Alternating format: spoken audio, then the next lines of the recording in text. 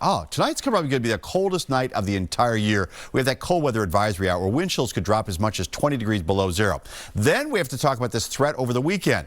Sunny Saturday, but a storm threat on Sunday. But right now, kind of trending more and more like we may be getting not a direct hit from it. You see, the track of this storm is really going to dictate its impact. You know, there's a chance for snow, strong winds, coastal flooding, but it all depends on the track. If this thing goes easterly and heads way out to sea, well, we're probably going to miss out on a lot of it. But if it comes in a little bit closer, well, then we could have some more issues to deal with. But right now, the trending is more of an easterly track. So the latest computer models coming in are saying this thing may be just going more and more out to sea. We're not going to miss it completely, but we are not probably going to get the direct hit that some people were thinking we would get earlier this week. So here's what happens. This storm comes down here to the south. By the way, down to the south, the Carolinas, Virginia, they're going to get slammed with snow.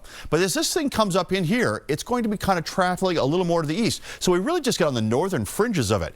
Heavy moisture offshore, heavy snows out there, but we're just really on that northern fringe of it, which is why I don't think the totals are going to be that impressive. Now, this will come by us as we talk about Sunday into early Monday, but by early Monday, it's departing and it's dragging the snow with it. But this storm is big. This is a huge storm. It's much more powerful than the one we had on Sunday and Monday earlier this week. But because it's tracking farther away from it, its impact may not be as much. But this has got tremendous winds around it. You're going to hear about some hurricane strength winds up towards Halifax when this moves its way through. And even around here, we could see 50 or 60 mile an hour wind gusts, especially out through the outer Cape. So as far as snowfall totals are concerned, the closer you are to the storm, the better your chances for snow. Now, this is an early look at it. And obviously, we're going to tweak this. We get more data coming in. But I would say down toward the Cape, you could get a half foot of snow out of the whole thing.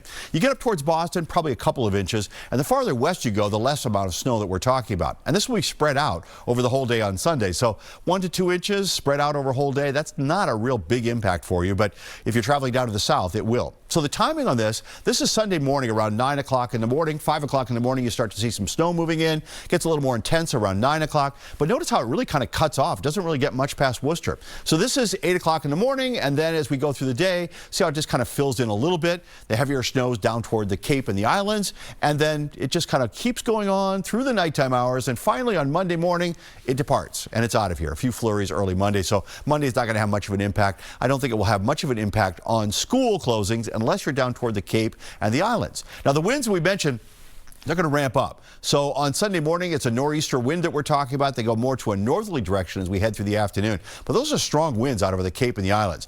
With heavy snow and with that kind of a wind, you might actually end up with some blizzard conditions out, say, towards Chatham and Nantucket. Whereas inland, it's windy, but you probably won't have that much snow to deal with as well. So that winds are one of the things we're watching. And of course, with the astronomically high tides, they're just running high this time of the month.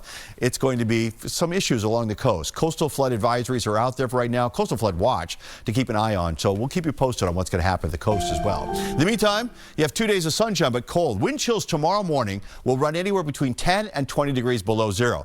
And Saturday morning is going to be brutally cold out there. It improves a little bit as we head to the afternoon, but that is a really cold start. And then Sunday, we have the chance of snow coming in here. Well, we got 3 days of winter weather coming at us, don't we? But here's that little bit of a warming trend that I was talking about. By the time we get into Monday and Tuesday, we actually may get the temperatures up close to freezing. We could use a little melting out there. There's still a lot of ice out there, and of course that snow is piled up all over the place. But I have no big storms on the horizon after we get through Sunday.